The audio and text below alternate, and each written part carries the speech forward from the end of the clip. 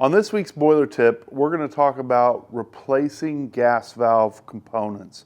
And what I've got here is an example of a very well-worn Honeywell oil-filled actuator and safety shutoff valve.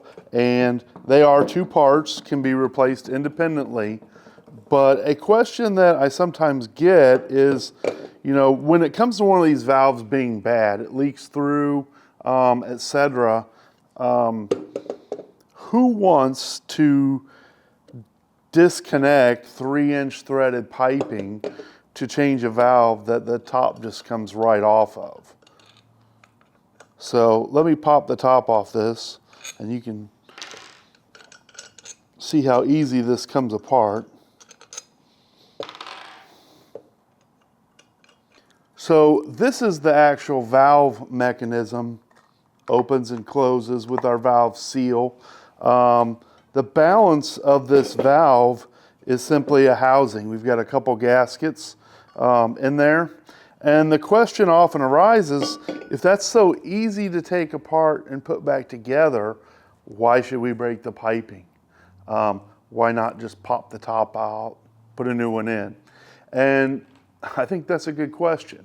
So I asked my guy at Honeywell about that. Is it legit? Is it a legitimate, reasonable thing to just change the top out of a valve? Now, mechanically, you could say, well, there's two seals. It's not complicated. There's no reason to worry about it. But there are liability issues. When we disassemble and reassemble a gas valve, we kind of own it. If something goes wrong, who's to answer for that? So I asked my guy at Honeywell if that's approved by them. Is that a procedure that they approve of or disapprove of?